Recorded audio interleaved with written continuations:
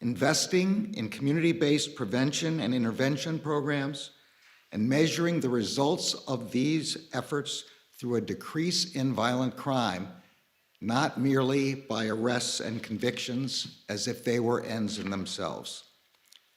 Now, we know that the lion's share of violent crime reduction work is shouldered by our state, local, tribal, and territorial law enforcement partners. Core to our strategy is targeted support of the critical work that you will be doing in the weeks and months ahead. Every one of our U.S. Attorney's offices is working with its local partners to establish an immediate plan to address the spike in violent crime that typically occurs during the summer.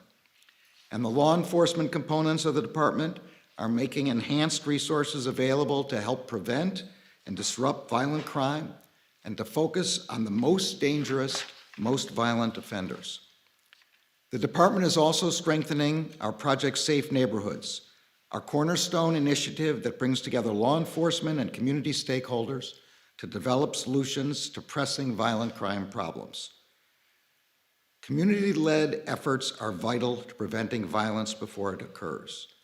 The Justice Department has available over $1 billion in funding through over a dozen grant programs that can be used to support evidence-based community violence intervention strategies. And I want to say that's what I found particularly useful in our discussion just a few minutes ago, was the fact that there are such evidence-based programs available, and I'm hoping that you will get together with us so that we can spread those across the country, as well as, of course, funding your own. A properly functioning criminal justice system is essential to our efforts as well. The department has grant funding available to help cities resume court operations and services that were curtailed during the COVID-19 pandemic. That includes funding for technology and equipment, for courts to address the backlog of cases and enhance access to justice. We know that an effective violent crime reduction strategy must also address the illegal trafficking of firearms and focus on keeping guns out of the wrong hands. And so the department is delivering on the promises we made here at the White House in April. On May 7th, we issued a proposed rule to help address the proliferation of ghost guns. On June 7th, we issued a proposed rule to clarify that pistols equipped with certain stabilizing braces are subject to the same statutory restrictions as easily concealable short-barreled rifles. And on the same day, the department published model extreme risk protection order legislation for states to consider as they craft their own laws to reduce gun violence. We are now taking further steps. First, we will hold gun dealers that break the rules accountable for their actions. Most federally licensed firearms dealers operate legally in selling guns to individuals who have passed background checks. But those dealers that willfully violate the law increase the risk that guns will fall into the wrong hands. Absent extraordinary circumstances, ATF will initiate proceedings to revoke the licenses of dealers that willfully violate the law by failing to conduct required background checks, falsifying records, failing to respond to trace requests, refusing to permit ATF to conduct inspections, or transferring firearms to persons who are prohibited from owning them. Second, we are seeking funding to increase ATF's dealer inspection capacity and improve its effectiveness. ATF has very limited inspection resources. The President's fiscal 2022 budget requests resources to add inspection positions in every field division. The effectiveness of the enforcement program depends on the ability to identify and focus on those dealers that pose the greatest risk to public safety. Starting today, ATF will make clear to investigators in every field division that, as they prioritize inspections, they must consider the extent to which firearms sold by a dealer are later used in criminal activity. Third, we will improve information sharing with state, local, tribal, and territorial partners to help bring more intelligence and law enforcement resources to bear, as well as with the public, to increase our own accountability. Today, ATF has a point of contact in every field division to receive information from mayors, police chiefs, and other local leaders about firearms dealers they believe are acting unlawfully. And starting next month, ATF will begin sharing inspection data with the 16 states that license or regulate firearms dealers themselves. Also beginning next month, ATF will publicly post information about inspection frequency and outcomes disaggregated by field division, providing for enhanced transparency and accountability. Fourth, we are launching a concerted effort to crack down on gun traffickers. Yesterday, the department announced that it will establish 5 new cross-jurisdictional law enforcement strike forces within the next 30 days. The strike forces will focus on addressing significant firearms trafficking corridors that fuel violence in New York, Chicago, Los Angeles, the San Francisco Bay Area, and Washington, D.C., as well as in cities and towns along the way. The Justice Department's violent crime reduction strategy and our initiatives to stem the rising tide of illegal guns will save lives. But these steps alone will not solve the problem of violent crime. Success depends on all of us joining together, those of you in this room, the many like you across the country who are working to keep their communities safe, and the people of our communities themselves. I would now like to introduce President Biden, who has emphasized the importance of this issue and who has my gratitude for gathering us together today. Thank you. Thank you, General. Let me, before I begin, thank the participants in our roundtable today. 2 mayors, 3 mayors, chiefs of police, attorneys general, and community organizers are doing significant work in bringing down violent crime in their communities. There is no one answer fits everything, and it's about being engaged and multiple organizations being engaged. So I want to thank you for the time you spent with us today. And I warned you I'm coming back at you again for more information. And we just met, as I said, with a bipartisan group of mayors, law enforcement, and community leaders. And we discussed a comprehensive strategy that I'm releasing today to combat the epidemic of gun violence and other violent crime that we've been seeing in our country for far too long, that has spiked since the start of the pandemic over a year ago. Crime historically rises during the summer, and as we emerge from this pandemic, with the country opening back up again, the traditional summer spike may even be more pronounced than it usually would be. For folks at home, here's what you need to know. I've been at this a long time, and there are things we know that work that reduce gun violence and violent crime, and things that we don't know about. But things we know about, background checks for purchasing a firearm are important. Ban on assault weapons and high-capacity magazines. No one needs to have a weapon that can fire over 30, 40, 50, even up to 100 rounds, unless you think the deer are wearing Kevlar vests or something.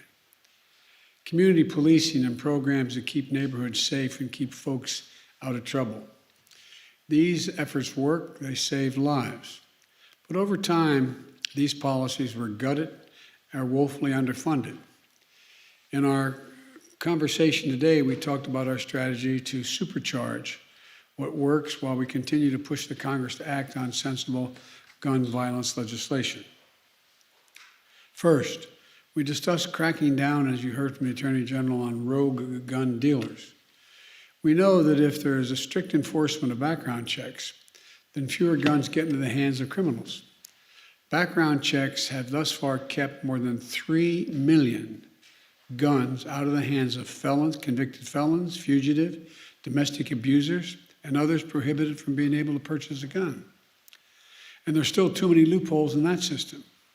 And today, enough rogue gun dealers feel like they can get away with selling guns to people who aren't legally allowed to own them. And I might add, The Second Amendment, from the day it was passed, limited the type of people who could own a gun and what type of weapon you could own.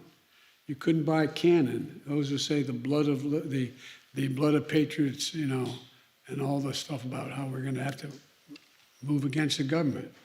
Well, the tree of liberty is not water with the blood of patriots. What's happened is that there never been, if you want to think you need to have weapons to take on the government, you need F-15s and maybe some nuclear weapons. The point is that there's always been the ability to rationally limit the type of weapon that can be owned and who can own it. The last time we had data on this issue of who was purchasing guns was more than 20 years ago. 5% of gun dealers, turns out, in the study we did, showed that 90% of illegal guns were found at the crime scenes sold by 5% of gun dealers. 5% sold 90% of the guns found at crime scenes. And these merchants of death are breaking the law for profit. They're selling guns that are killing innocent people. It's wrong, it's unacceptable. As the Attorney General said, we're going to crack down on those gun dealers and the violent criminals they knowingly arm. In April, I announced that the Justice Department is going to be issuing an annual report on gun trafficking so we can update that data. Today, the department is announcing, as I just did, a major crackdown on stem the flow of guns used to commit violent crimes. It's zero tolerance for gun dealers who willfully violate key existing laws and regulations. Let me repeat, zero tolerance. If you willfully sell a gun to someone who's prohibited from possessing it, if you willfully fail to run a background check, if you willfully falsify a record, if you willfully fail to cooperate with the tracing requests or inspections, my message to you is this: we'll find you and we will seek your license to sell guns. We'll make sure you can't sell death and mayhem on our streets. It's an outrage. It has to end, and we'll end it, period. Second, we discussed disrupting illegal gun trafficking. Now, the gun lobby wants you to believe that cities that are had the toughest gun laws still have the highest rates of gun violence, as was pointed out by the group we had today in our roundtable. The violence is, so they argue, why do you need those gun laws if they don't work in cities that have tough laws? Don't believe it. Here's the truth. Today's conversation with Mayor Scott of Baltimore, for example, echoed what we know to be the case and hear from mayors all across the country. Mayors have the power to help shape and enforce the laws in their cities, but they can't control the laws in neighboring cities and states, even though the gun legally bought there often ends up in their streets. Mayor Scott says that 80% of the guns in Baltimore were acquired outside the city. Outside the city. There's little he can do about that. So we have to act. As part of our strategy, the Justice Department is creating 5 new strike forces to crack down on illegal gun trafficking in the corridors supplying weapons to cities like New York, Chicago, Los Angeles, Washington, D.C., and the Bay Area. With these strike forces, local and federal law enforcement and prosecutors are going to be able to better coordinate the prosecution of illegal gun trafficking across city and state lines. So, illegal guns sold from the back door of a gun shop in Virginia don't end up in a murder scene in Baltimore. And if they do, then local and federal law enforcement can better coordinate to trace illegal gun sales back to a shady gun dealer and hold them accountable. Police Chief Murray of the Police Chief Murphy, Paul of Baton Rouge, Louisiana, talked about how he's coordinating more closely with the Bureau of Alcohol, Tobacco, and Firearms, the ATF, and the Federal Bureau of Investigation, the FBI, to help take on criminal organizations committing violent crimes in the city. This kind of coordination is essential to keeping the weapons of war out of the hands of dangerous criminals, fugitives, and gangs, as well as organized crime. Third, we discussed historic funding for states, cities, and counties, and tribes for law enforcement and crime prevention. You know, they've not only had to fight this pandemic, they've also had to deal with economic crisis that has decimated their budgets, forced them to cut essential services, including law enforcement and social services.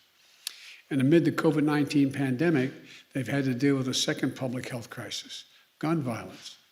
The American Rescue Plan, which we passed in the first 100 days of my administration, is providing much needed and historic relief to bring back those law enforcement jobs and social service jobs. Much of this relief has already arrived. The rest is on its way. And we're now providing more guidance on how they can use the $350 billion nationally that the American Rescue Plan has available to help reduce crime and address the root causes. For example, cities experiencing an increase in gun violence were able to use the American Rescue Plan dollars to hire police officers needed for community policing and to pay their overtime. Mayors will also be able to buy crime-fighting technologies like gunshot detection systems to better see and stop gun violence in their communities. They can use the funding to scale up wraparound services for the residents as well, including substance abuse and mental health services that we know will make a difference in prevention of crime. Here's another example that reminds me of the old saying my mom used to use. She said, "An idle mind is a devil's workshop." Well, school's out for the summer. Teenagers are in tough neighborhoods. Who are in tough neighborhoods? No jobs, more trouble. We know summer jobs, training, and recreation for young people work. They help make sure young people pick up a paycheck instead of a pistol. One study found in Boston's summer jobs program for youth reduction reduced violence crimes by 35% in Boston. Another study found that a program that offers high school students in Chicago a good summer job and an adult mentor and behavioral therapy led to a 45% drop in violence. We can invest in more of these programs with the American Rescue Plan. And here's another thing states, cities, counties, and tribes can do with that funding. When someone finishes their time in prison, we can't just continue to give them $25 and a bus ticket. They end up right back where they started and got them in trouble in the first place. Or no option for being able to provide for access to public housing, or for schools, or for mentors to help them find their way, and the stuff that prevents recidivism and helps them integrate into society. That's changing with guidance and we're issuing today. The American Rescue Plan funding can help formerly incarcerated people get skills training, apprenticeships, and work experience so they can gain stability and security and a chance for a better life rather than going back to exactly what they left. Attorney General Greenwald of New Jersey and Mayor Daniela Levine Cava of Miami-Dade talked about their efforts to lift up those kinds of the kinds of community programs that reduce gun violence, keep communities safe, and make real positive difference in people's lives. And for folks at home, the American Rescue Plan, which is a once-in-a-generation investment to reduce violence in America, is available. I'm proud of it. It means more police officers, more nurses, more counselors, more social workers, more community violence interrupters to help resolve issues before they escalate into crimes. It means we go after the people who flood our streets with guns and the bad actors who decide to use them to further terrorize the communities. It means saving lives. And Congress should in no way take away this funding. It's already been appropriated. In fact, a few weeks ago, the bipartisan United States Conference of Mayors, the National League of Cities, National Association of Counties, they all came out forcefully against efforts to reclaim American Rescue Plan funds that have already been allocated to the states, cities, and counties and tribes. This is not a time to turn our backs on law enforcement or our communities. Fourth, we discussed the need to support community violence intervention. These are local programs that utilize trusted messengers, community members and leaders, to work directly with people who are most likely to commit gun crimes or become victims of gun crimes. We know who they are. They intervene before it's too late, these interrupters. Turn down the temperature, halt the cycle of retaliation, connect people to social services, and it works. Community violence intervention programs have shown a reduction in violence of up to 60% in many places. We heard from two community leaders that do this work. Eddie, thank you for coming from Chicago. You were really, quite frankly, it was impressive, your presentation. And Devon Bogan from Richmond, California. Eddie was formerly incarcerated for gun homicide, and Devon lost his brother to gun violence. And Eddie worked as a violence interrupter. Now he runs a program that provides high-risk men with cognitive behavioral to help them react to the impulses by slowing down rather than following through on the violence. It puts them in paid jobs to change their trajectory. The program has reduced shootings by 40%.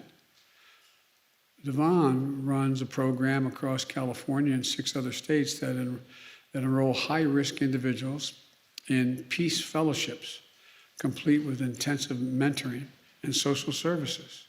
It's saving lives. In Sacramento, for example, 91% of the participants stayed away from gun violence. States and cities should invest in American Rescue Plan funds in those kinds of anti-violent crime programs.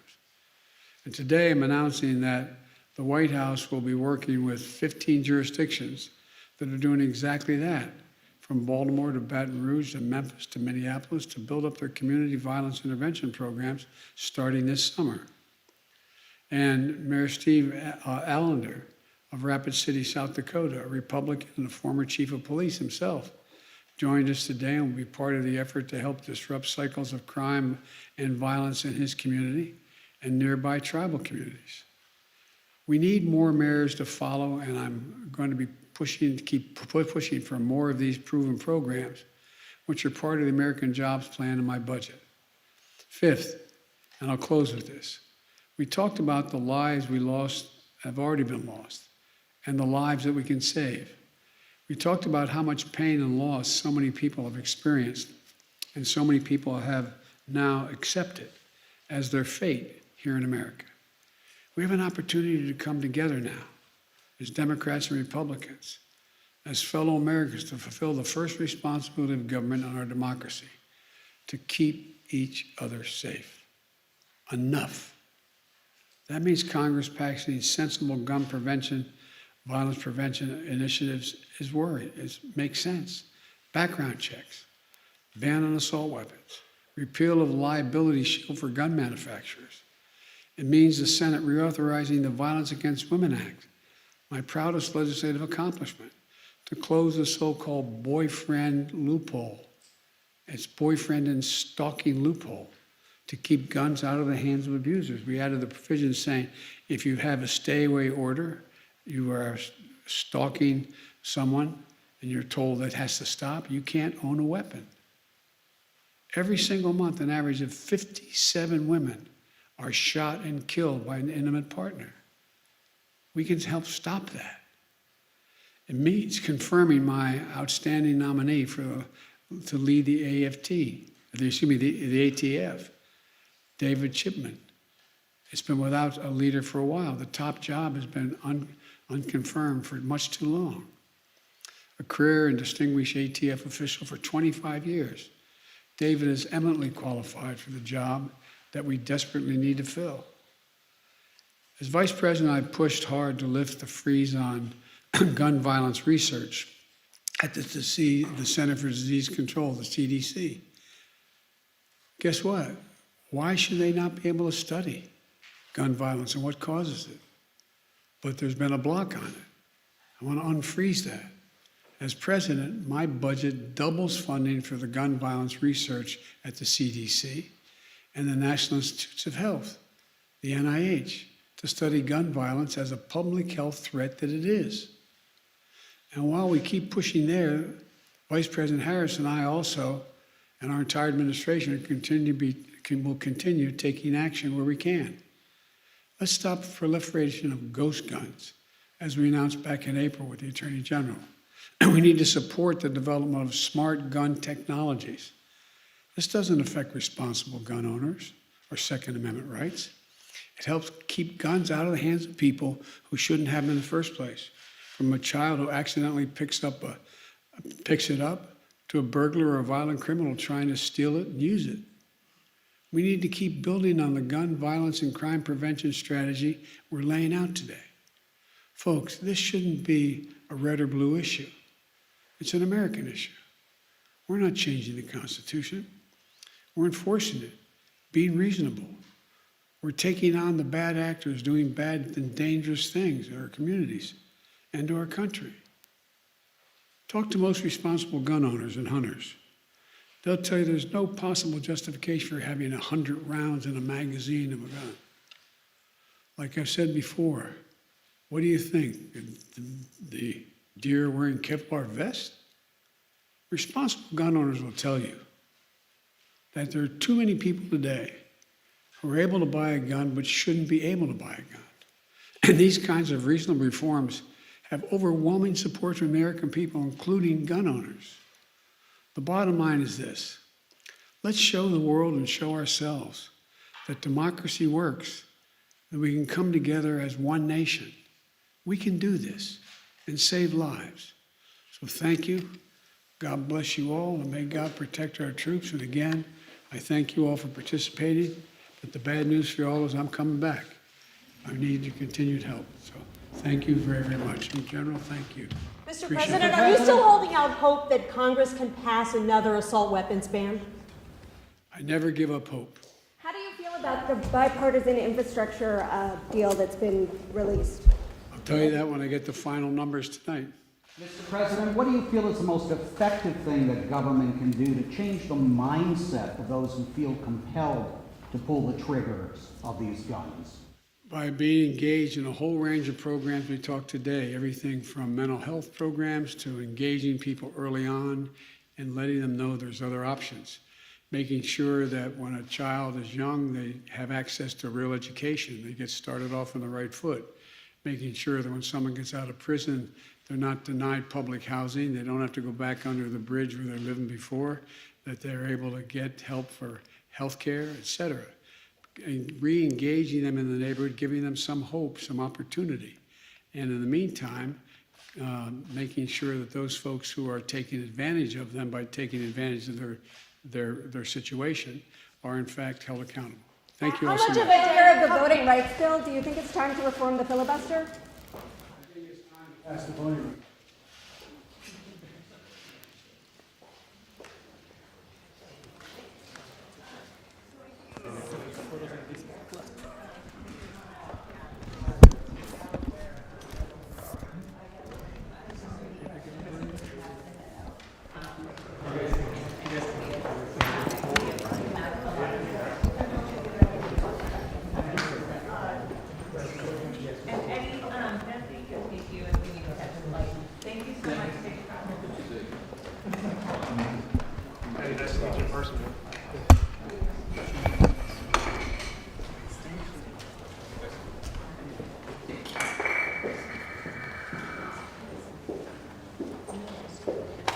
Okay, any thoughts on